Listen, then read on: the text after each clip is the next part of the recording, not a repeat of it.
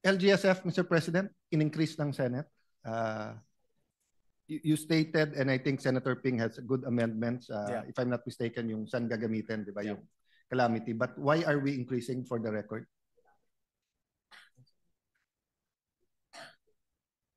That's a local government support fund, for the record. So we increased by 17 billion ba? Tama po ba? Kulang ho yung exact number. Just for the record, magkano siya sa NEP at magkano siya sa Senate version?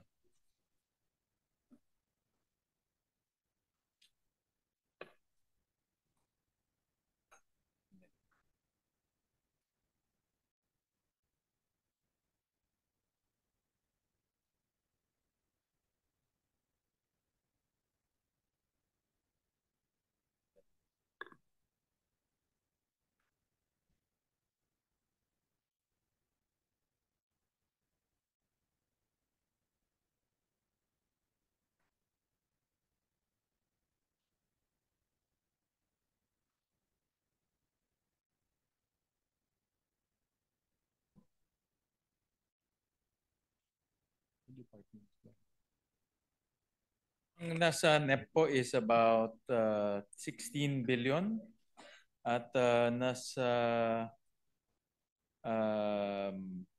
dito po sa ating proposed second reading version is 38 billion, Mr. President. Sorry, from 16, tama ba? Yes, Mr. President. To 38, so that's 22 billion increase. Yes, Mr. President. But given that this is the President's budget and they only said they needed 16, why are we giving them another 22 billion? Well, Mr. President, mayroong letter na pinadala dito ang ULAP, signed also by the League of Cities, League of Municipalities, League of Provinces, Liga ng mga Barangay, na nagre-request sila ng support, especially doon sa mga tinamaan po ng calamities, Mr. President. And also, nagre-request rin sila ng funding for their priority programs, lalo na yung nakapasok po sa RDC, Mr. President. I'm a big fan of all those leagues. No? My wife was also an officer of the League of Cities. But tayo naman, araw-araw, ngayon lang hindi kasi akala nila wala tayong session ngayon. Pero araw-araw naman, puno naman ang Senado ng governor, mayors, barangay captains. They would rather na idiretso sa kanila.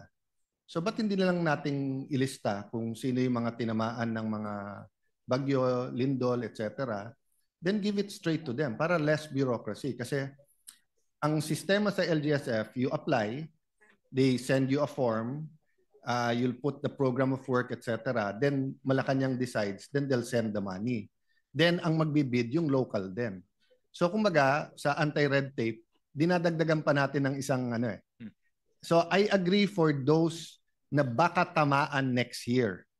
Kaya tayo may LGSF, baka meron tayong, kasi kahit anong eagle eye natin dito, kahit ilan oras tayo dito, we're 24 and 1,000 pages of the budget and no one can predict naman, for example, the weather, no? But in terms of yung tinamaan na this year and last year, why don't we give it straight to them? Well, Mr. President, first yung dito po sa kanilang letter, they support na ilagay na lang sa LGSF para mas scrutinize rin yung mga request ng mga LGUs. Yeah, but I'm saying, Mr. Chairman, that's the league. So syempre yung league gusto parating dadaan sa kanila. Pero pag tinanong ko halimbawa governor ng Cebu, mas gusto lang diretsyo na sa Cebu. Yeah. Pag tinanong ko yung tinamaan sa Davao region, mas gusto lang dumiretso na sa kanila, di ba? We're just not only adding a bureaucracy here, red tape, we're also injecting politics because in the past, no? Hindi naman parang lahat kayong tinamaan, lahat kayo 10 million or lahat kayo 5 million. No, may lumalabas sa LGSF ng 1 week or kung na-comply, may lumalabas na 3 months tapos acting pa ata ngayon yung DBM secretary. Kung sakali dadaan pa sa CA yan, so may pressure pa yan na bigyan din yung mga members. So hindi ba the shortest point between the shortest distance between 2 points is a straight line. So shouldn't we consider just giving the areas we think that in the last 2 years, grabe ang tama, just giving it to them straight? Yeah. Nakukuha ko po yung punto ng ating minority leader. Nakuha ko yung kanyang direction na pabilisin po. Dito po sa LGSF, meron din silang mga filtering system. For example, dapat yung LGU rin ay utilization niya mabilis.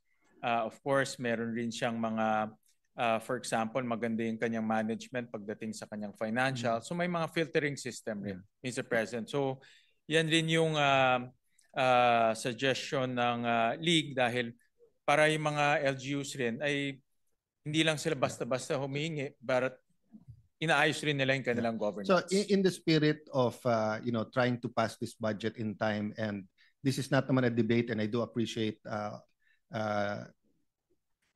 the chairman being honest, I will just ask permission that the minority representatives in the BICAM will bring this up. Kasi usually, di ba, we defend kung ano ang ating version. But with your permission, just because nga nagmamadali tayo, 11 days ang debate, pero yun nga, inabot tayo ng panahon to have all of this on paper, we will bring up maybe 4 or 5 things, which is nga na the budget is not a rural development budget because most of the money goes to highly urbanized. At dalawa, it's not a mass transportation budget because mas marami dito para sa private cars pa rin, kaso sa train, etc. No? And then it's not I learned something today. It's not a climate friendly, ano tama, or climate. Senator Lauren? Yeah, kahit mahaba, magpa-dinner ka lang mamaya. I don't believe it's a climate adaptive budget that reduces disaster loss. It lacks in sustainability, and it lacks the foresight and the vision and the implementation for the more than 10 environmental laws that can reduce disaster risk, considering that the Philippines is #1 in the World Risk Index in terms of natural hazards. Well, nagpapasalamat kami kay Senator Lauren because she introduced ang daming special provisions. Actually, almost, I think, 50 pages. Binasa ko one by one, and those are very good special provisions that we included in the committee report. Thank you. In the this version, Mr. President. My comments, just to be very, very fair to the hardworking chair who is also a sustainability advocate. If he accepts the more than 50 special and general provisions, not only in the small climate change commission, but yes, across the whole, different agencies. Yes, the different agencies, then, and if the executive department will implement it. Correct, Mr. President. First, we'll understand it, we'll read it, understand it, embrace it, live it, and breathe it. Then things will change.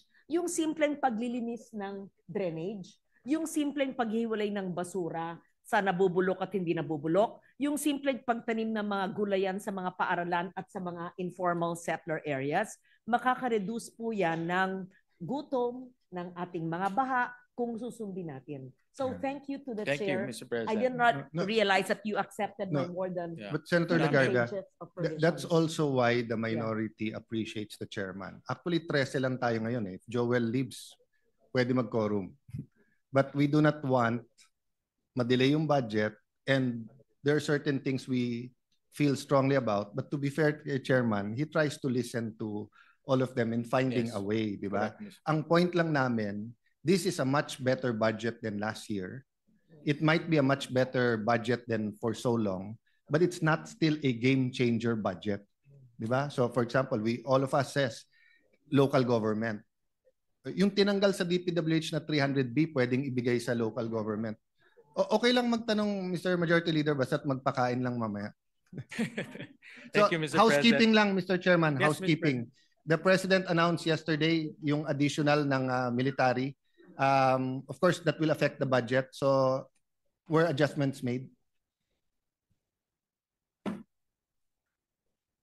We just have to make sure na yung announcement niya may kasunod na pera talaga, no? Nakita ko dito yung MPBF may additional 9B.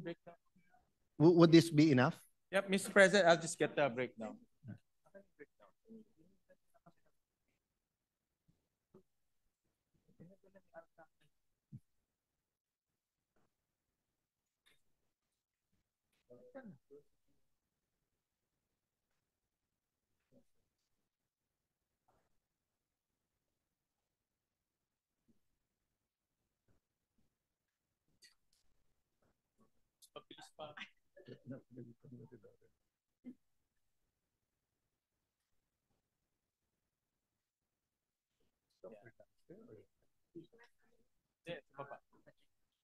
So, Mr. President, thank you for asking, Minority Leader.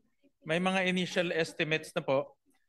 For MUP is 15.4 billion pesos. For the pension is about 6 billion pesos, so a total of 21. Kukunin ho yan sa MPBF and also sa PGF, Mr. President. So for the record, you need, pakiulit lang po yan. So you need 15 billion for 2026 for PS requirements. Tapos 6 billion for pension requirements. That's AFP only or AFP and PNP? Lahat na po ng military lahat uniform na. personnel. So Bureau of Jails, Yes. Coast Guard, etc. So kukunin ho siya sa Pero ang MPBF. increase natin sa MPBF is 9B. Ang increase natin sa pension 20B. Yes, Mr. President. And then that would suffice for 2026. 20 kasya po, Mr. President. But the pensions, aakyat din yun for future. Yes, Kasi 20 correct. Tama Yeah. ho. So for 2027 and beyond, kailangan ho tayo mag-akyat. And has someone done the math? Will it add up sa pensions or will we promise the military tapos may problema tayo? For 2027 po, kakailanganin po ng 31 billion and for 2028, 31 billion din po. These are just initial Yeah, but estimates, that Mr. doesn't include yung utang natin sa military sa mga pension nila, di ba? Ano ho to? Magiging, if I'm not mistaken, magiging dagdag ho to. Yan yung dagdag. Yeah, kasi bago siya. For the record, how much do we owe the military sa pensions nila? Yeah, ballpark lang, just so that klaro tayong lahat. Wala tayong arrears, Mr. President, sa MUP, pero meron tayong mga future na releases for the pension, Mr. President. Pero wala tayong utang na wala tayong utang po. But that's always been the argument in moving their retirement Ang to earlier na malaki utang natin. So I'm surprised na wala na tayong utang. Ang magiging nabayaran utang na ho natin is yung future. So ang ating pagdating po ng a certain point, ang magiging pension payments ho natin is close to around 400 billion, Mr. President. Kasi remember, nung ginawa yung Constitution, 56. Ang 60, nagre-retire na 65, 70, parang nasa bahay lang. But ngayon, if you're healthy at 80, 90, so 56, we spent so much investment. I'm not saying wag silang payagan mag-retire, but if some of them want to continue, we allow some, let's say the Chief of Staff, di ba, may sa law, at 56, 57, 58, they're ang katumbas, I mean, Senator Ping, ang katumbas niya siguro is a 50-year-old, di ba? So, wala na sa age yun. So, kung wala nang utang dyan sa yung mga arrears